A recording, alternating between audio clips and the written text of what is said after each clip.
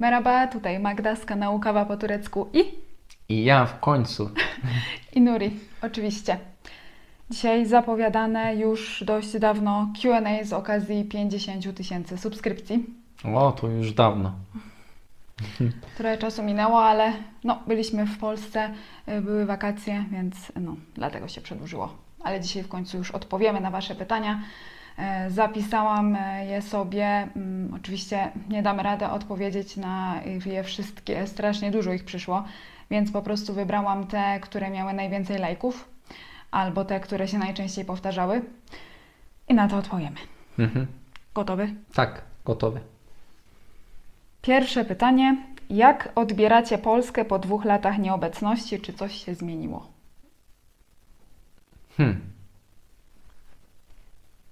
Najpierw kto ja? Mów jak chcesz. Nic się nie zmieniło, tak dużo nie było zmian. Mi się wydawało, że tak samo jest wszystko. Nie wiem. Jedyne co zauważyłam, to co zawsze zauważam, jak przyjeżdżam po dłuższym czasie w marketach. Pojawiło się znowu dużo różnych produktów, których wcześniej nie było i których my tutaj nie mamy. Jedyne to. Chyba tak. Trochę klimat jest też inny. Trochę cieplej było, tak. Jak byłem 8 lat temu pierwszy raz i teraz to jest różnica. Teraz jest cieplej. I mniej pada, jest susza, tak. Tak, jest bardziej sucho i cieplej, to znaczy jest taka dziwna pogoda, zauważyłam, że bo kiedyś w Polsce albo było czyste niebo i było słonecznie i ciepło wtedy, albo było pochmurno, już wtedy chłodno od razu. A tym razem zauważyłam, że patrzę przez okno, wydaje się, że jest pochmurno, myślę sobie, będzie chłodno, wychodzimy, duszno i gorąco. Tak.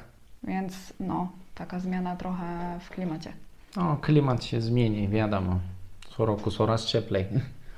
Dokładnie. Tak. Drugie pytanie. Czy będąc w Polsce tęsknicie za Turcją? Jesteśmy tam za krótko, żeby tęsknić za Turcją. Dokładnie. Skupiamy się raczej na tym, żeby wykorzystać ten czas jak najlepiej i skorzystać z tego, co polskie na 100% i tyle. To jest za krótko. Tak, za krótko. Okay. Nie tęsknimy. Co zabieracie z Polski do Turcji? To pytanie się pojawiło tyle razy, ale już ostatnio nagrałam o tym odcinek, więc jeżeli jeszcze nie widzieliście, to zajrzyjcie. Pokazałam wszystko, co przywiozłam tym razem w walizce. Była tego masa, więc tam zajrzyjcie. Następne pytanie. Mieszkając w Turcji, jakiego polskiego zwyczaju, zachowania czy podejścia do życia Wam brakuje? W Polsce ludzie żyją raczej przepisowo. Tutaj nie, tutaj jest chaotycznie. I w Polsce chyba ludzie bardziej dbają o przyrodę. Tak. Właśnie. Tutaj niezadbane jest, nie? Tak. Chyba tyle. Tyle. Dalej. To ciekawe. Co by musiało w Polsce się zmienić, żebyście tu zamieszkali? Jak my jesteśmy tu i tutaj mieszkamy w Turcji, to nie znaczy, że w Polsce jest źle i dlatego tu siedzimy. Dokładnie. Według mnie nic się nie musi w Polsce zmienić. To nie jest tak, że Polska jest jakimś złym krajem do mieszkania. Bo tak naprawdę Polska i Turcja to są bardzo podobne kraje i w jednym i w drugim kraju są plusy i minusy. I uważam, że jeden i drugi kraj jest bardzo dobrym miejscem do mieszkania. Tak jest. My mieszkamy w Turcji dlatego, że nam jest tutaj wygodniej pod względem finansowym. I tyle. Na tą chwilę jest tak. Na tą chwilę tak, właśnie. O to chodzi. A teraz jest pytanie do Ciebie. I bardzo mnie ono zaintrygowało i zaskoczyło. Dzisiaj miałem tyle pytań od dzieci w szkole. To dawaj. To już jesteś wprawiony. Tak. Rozgadany. Tak. Słuchaj, czy uważasz, że Polska jest nudnym krajem? Mój mąż też jest Turkiem, mieszkamy w Polsce, ale on często powtarza, że gdyby nie było w Polsce alkoholu, to ludzie nie mieliby co tu robić. Nieprawda. Według mnie to oczywiście, że nie. Powiem na to, że nie jest nudnym krajem. Jest tyle rzeczy do robienia, nie wiem, Można wypożyczyć rower, jeździć rowerem, można chodzić do lasu, spacerować, na grzyby. Jak jest jesień, to jest przecież polska złota jesień, nie wiem. Są różne miejsca, jakieś stare miasto, zamki, jeziora, morza, góry. Z każdej strony coś jest, no. Historyczne rzeczy, no. Dokładnie. No, można zwiedzać. Dużo rzeczy jest. Nie jest nudnym krajem. To jest moja opinia. No właśnie, myślę, że to zależy od osoby. Być może ten pan nie lubi spędzać czasu w taki sposób. No nie wiem, ale zaskoczyło mnie to pytanie.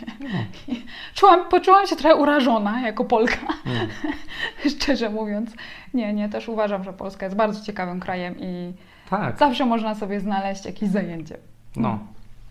Dobrze. Czy rodzina Nuriego interesuje się Polską, czy chcieliby kiedyś przyjechać do Polski? Raczej nie będą polecić chyba nigdy, bo ze względu zdrowia. No. Dokładnie. Są dwa powody, dla których raczej większa część rodziny Nuriego nie mogłaby do Polski przylecieć. Po pierwsze dlatego, że zorganizowanie dokumentów jest bardzo trudne. Turcy, żeby przyjechać do Polski, potrzebują wizę i to nie jest tak, że tą wizę po prostu się kupuje i już, tylko jest potrzebna masa papierów i tak jak Nuri, powiedzmy, w miarę łatwo tą wizę może dostać, no bo jest moim mężem, tak już reszta rodziny musiałaby dostać wizę turystyczną i to jest trudno zorganizować, a po drugie, no już i mają swój wiek i mają swoje problemy zdrowotne i swoje zobowiązania, więc myślę, że byłoby ciężko coś takiego zorganizować. Ale myślę, że twój młodszy brat... No może młodszy brat, on będzie zaraz pełnoletni, może on. Myślę, że jego byśmy kiedyś zabrali. Myślę, że on dużo się interesuje też, jak oglądał teraz nasze vlogi z Polski, to był zachwycony, że jest tak zielono i cały czas to powtarzał, więc może jego kiedyś zabierzemy. A czy się rodzina Polską interesuje? Ja myślę, że dopóki ja się nie pojawiłam w twoim życiu, to się w ogóle Polską nie interesowali. No, nie wiedzieli w ogóle, nie mieli pojęcia, gdzie leży Polska, czy tam coś o Polsce. Tak, no. A teraz no, często po prostu rozmawiamy o różnych różnicach kulturowych. Zadają różne pytania i tyle. No. Tyle, no tak. I dalej. Jakie są relacje między waszymi rodzinami? Czy rodziny się znają? Czy mama odwiedza rodzinę Nuriego, jak przyjeżdża do Turcji i w jaki sposób ze sobą rozmawiają? No więc tak, nasze rodziny się znają na tyle, na ile to było możliwe. Osobiście rodzinkę Nuriego poznała moja mama i jej siostra. Tak. I spędziliśmy razem mnóstwo czasu, akurat też były święta, więc mogły sobie też zobaczyć różne tradycje w Nuriego domu rodzinnym. A reszta rodziny to poznała się po prostu tak, no wiecie, przez telefon, przez kamerkę, takie są teraz możliwości, więc no jedynie tak. Oczywiście mama za każdym razem, jak jest w Turcji i jesteśmy w okolicach Burdur, no to oczywiście rodzinę odwiedzamy. No, wiadomo. O, telefon. Poczekajcie. Może coś ważnego. I zawsze są fajne te spotkania. Tak. Bardzo miła jest atmosfera. Wszyscy się polubili i no, jak ze sobą rozmawiają. No wiadomo, że rodziny nawzajem nie znają swoich języków, więc my tłumaczymy po prostu wszystko. I uśmiechem, tak. No i z uśmiechem po prostu spędzamy razem czas. Najłatwiej jest, jak jesteśmy w mniejszym gronie, bo wtedy nadążamy z tłumaczeniem, a jak się wszystkie ciotki zbiorą, to już czasami... Z każdej strony idzie coś. Właśnie. Nie, ale zawsze to jest taki miły czas wspólny. Tak, tak. Dobra. Czy jesteście rozpoznawalni na ulicy w Turcji i w Polsce, czy podchodzą do was widzowie? No, zdarza się. Tak, zdarza się i w Polsce, i w Turcji. Zdarza się, że podchodzą i zagadują. Zdarza się, że robią sobie z nami zdjęcie. A zdarza się też tak, że widzę, że chcieliby podejść, ale się czają i rezygnują, się wstydzą. I my byśmy chcieli tu powiedzieć, że słuchajcie, no my jesteśmy zwykłymi ludźmi, nie jesteśmy żadnymi gwiazdami, celebrytami, więc jeżeli gdzieś tam nas spotkacie, widzicie z daleka i chcecie podejść, to podchodźcie bez problemu, bo to jest zawsze dla nas takie miłe was poznać. Fajnie by było rozmawiać. No. Tak, dobra. Czy nadal spotykacie się z takim obrzydliwym hejtem, którego próbkę mogliśmy zobaczyć w jednym z Waszych filmów? Czasami. No, są ludzie, są hejterzy. I nic nie zrobimy, no. No tak, po prostu się do tego przyzwyczailiśmy już. Ja też ustawiłam masę różnych filtrów, po prostu wpisałam już wszystkie przekleństwa, jakie tylko przyszły mi do głowy, żeby takie komentarze były blokowane automatycznie i one mi wchodzą do takiego folderu do sprawdzenia, więc raz na jakiś czas jak przeglądam ten folder, no to wtedy się naczytam zawsze, no ale... Niektóre rzeczy mi się podobało, na przykład wyzywali mi jako Habibi. Fajnie, no. Jestem Habibi. No. No widzicie, Nuri ma takie podejście i ja uczę się też tak do tego podchodzić, po prostu się nie przejmować tym. Habibi i jego żona. Dokładnie. Dobrze. No i teraz takie pytanie do mnie. Czy z perspektywy czasu żałujesz, Magda, poruszenia jakiegoś tematu w swoich vlogach? Nie żałuję poruszenia żadnego tematu, ale żałuję innej rzeczy. To znaczy żałuję to jest takie słowo za duże, no bo co tu żałować? To, że teraz zachowałabym się inaczej w takich sytuacjach, to tylko świadczy o tym, że się rozwinęłam, więc to jest coś pozytywnego. Ale o co mi chodzi? Na początku istnienia kanału właśnie bardzo przejmowałam się komentarzami. Bardzo to przeżywałam i miałam takie podejście, że muszę się wybronić, muszę postawić na swoim, muszę dyskutować. No. A to zawsze się źle kończyło, bo ja byłam poirytowana. Z tej całej dyskusji robiła się tylko, za przeproszeniem, gówno burza i ja ostatecznie już tak wkurzona usuwałam to wszystko i myślałam sobie, po co w ogóle znowu się dałam w to wciągnąć i po prostu teraz już nie reaguję na takie zaczepki i tak jest lepiej dla mojego zdrowia psychicznego. A druga sprawa też, są takie filmy na kanale, gdzie wyglądam na jakąś taką mega wkurzoną, poirytowaną, a w ogóle to nie ma związku z tematem, o którym ja mówię, tylko po drodze coś się wydarzyło w trakcie nagrywania, że ja wszystko nagrałam, się okazało, że mikrofon był źle podłączony i muszę wszystko od nowa, a to akurat zaczyna sąsiad mi wiercić w ścianie albo coś jeszcze innego. I już byłam tak poirytowana tym wszystkim, ale upierałam się, że koniecznie muszę to nagrać i potem tak to wychodziło, zamiast sobie odpuścić i nagrać to w inny dzień. No teraz już po prostu jak coś idzie nie tak, no to zostawiam i nagrywam w inny dzień, żeby na Was nie warszczeć. No. O, to tyle. No dobrze, i teraz to pytanie to chyba najczęściej się powtarzało. Kiedy przeprowadzka na zachód Turcji? Czy sami wybierzecie nowe miejsce, czy będzie Wam przydzielone z góry? I za czym będziecie tęsknić, jak opuścicie van? Kiedy przeprowadzka? Kiedy, to nie wiadomo. A sami będziemy decydować, to fakt, no. No. Sami wybierzemy, gdzie będziemy się przenosili, gdzie będziemy mieszkali. No właśnie, trzeba powiedzieć, jak działa teraz ten system przeprowadzkowy. Nuri co roku zbiera punkty za pracę tutaj na wschodzie. Te punkty się kumulują i my mamy prawo już się przeprowadzić, bo służba wschodnia nam się zakończyła i próbowaliśmy się przeprowadzić w tym roku. Już widzieliśmy, jak ten cały system wygląda. W systemie wyświetla się mapa z dostępnymi szkołami na terenie całej Turcji, tam gdzie jest wolny etat. Tak. No i... Wybieramy i losują. Wybieramy i losują. My próbowaliśmy, chociaż byliśmy świadomi, że ta ilość punktów, którą ma Nuri teraz, no to nie wystarczy na to miejsce, które my chcemy wybrać. No i tak też się stało. Jak się pewnie domyślacie, będziemy celować w Antalię i w okolice. No to jest takie miejsce, do którego masa ludzi chce się przenieść, więc no dostali te miejsca po prostu ci, którzy już nazbierali więcej punktów, pracowali dłużej niż Nuri. Będziemy próbować za rok, ale na pewno wolimy zostać w Ercisz i zbierać te punkty tak długo, aż przeniesiemy się w fajne miejsce, niż przenosić się do gorszego miejsca niż Ercisz tylko po to, żeby być na siłę na zachodzie Turcji. Nie? Myślę, że to nie ma sensu. Tutaj się skomamy, jest wygodnie.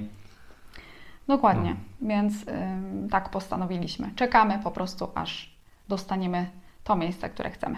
Tak jest. No właśnie, ale za czym będziemy tęsknić, jak wyprowadzimy się z van? Mi się wydaje, że za ludźmi.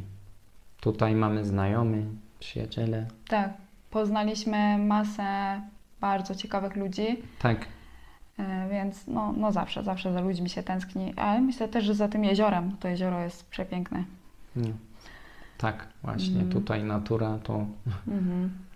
Tak. No. I jest jeszcze jedno pytanie powiązane tutaj. Czy myślisz, Magda, o zatrudnieniu na etat, jak już będziecie mieszkać na zachodzie Turcji? No właśnie tego nie rozumiem. Ty cały czas jesteś zatrudniona. Tak, ale nie powiedziałam o czymś. Chyba już czas to powiedzieć, co? No. Podzielić się tą nowiną. Tym bardziej, że jest taka okazja, 50 000 subskrypcji, no to już chyba czas najwyższy. Tak. Ja, słuchajcie, nie mówiłam o tym wcześniej, bo nie chciałam zapeszać. Chciałam najpierw poobserwować, jak wszystko będzie funkcjonować, ale minęło już tyle czasu i widzę, że idzie to wszystko w dobrym kierunku, że już Wam teraz powiem. Dzięki temu, że jest Was tutaj tak dużo i że cały czas Was przybywa i że oglądacie moje filmy, założyłam w Turcji swoją firmę. Prowadzę tutaj działalność gospodarczą na moje nazwisko. Zatrudniam księgowego, płacę w Turcji podatki, opłacam swoje składki zdrowotne, emerytalne. I jestem sobie szefem, tak już na pełen etat, więc na tę chwilę obserwując, jak ta firma się rozwija, nie czuję potrzeby i nie widzę sensu rezygnowania z tego i przenoszenia się na etat do kogoś innego. No. Bo gdzie mi będzie lepiej niż u siebie samej, prawda? Tak jest właśnie. Najlepiej u siebie, nie?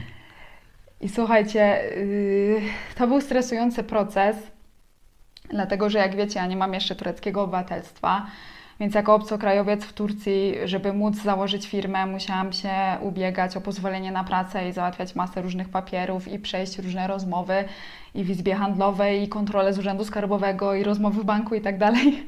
I bardzo to było stresujące i już w pewnym momencie chciałam się poddać, ale wszystko przeszłam i jestem z siebie dumna. I już od dłuższego czasu, nie? No już od dłuższego czasu to wszystko funkcjonuje jak należy i no ja jestem zadowolona. Dumny, no. Ja też. No.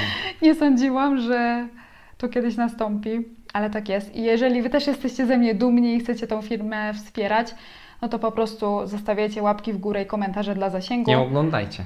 Oglądajcie i nie irytujcie się, jak Wam w trakcie oglądania wyskoczy reklama. A tu są same pytania w kółko do mnie, ja nie wiem po prostu. No to ja mam wyjść? Nie, no.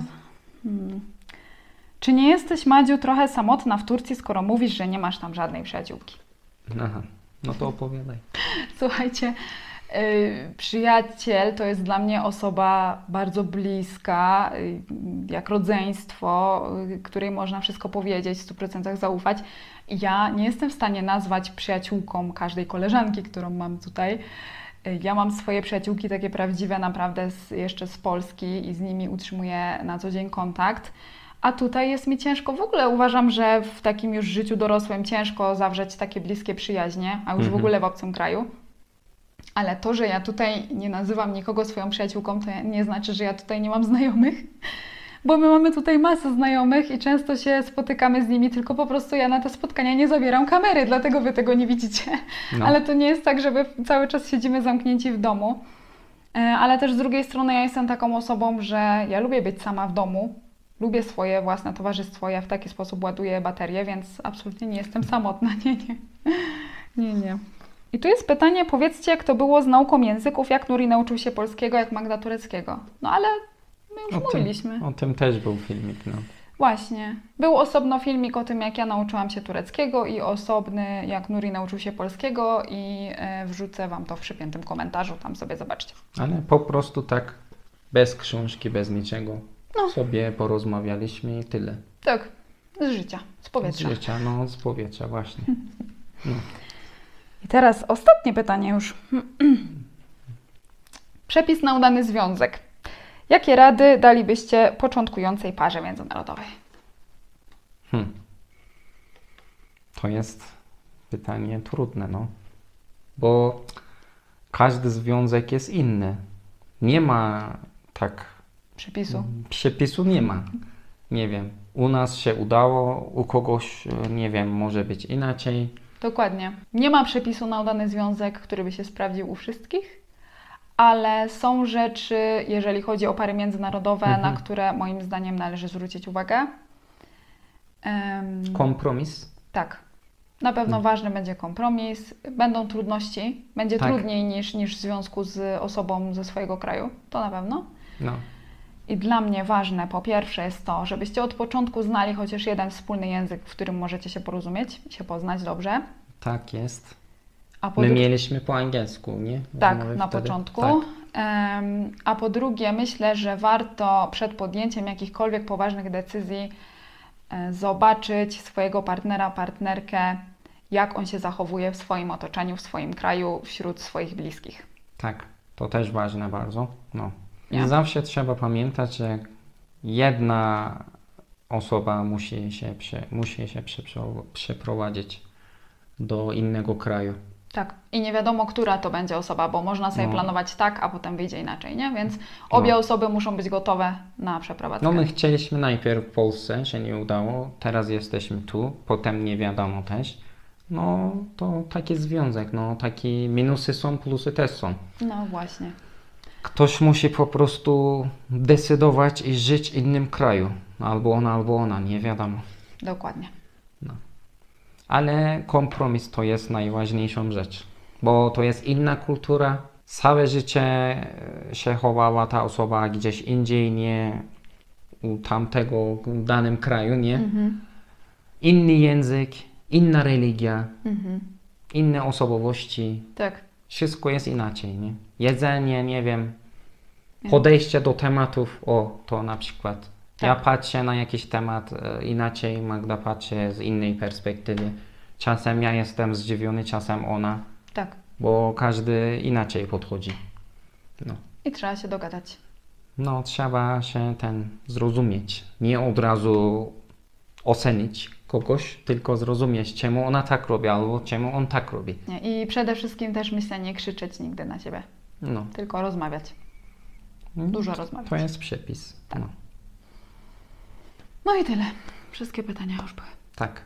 Jeśli nie odpowiedzieliśmy na jakieś Wasze pytanie, no to może przy następnej okazji, bo i tak ten film już strasznie długo trwa. No, Także będziemy kończyć. Zostawiajcie łapki w górę, piszcie komentarze, subskrybujcie, a my widzimy się znowu za tydzień w następnym filmie. Do zobaczenia.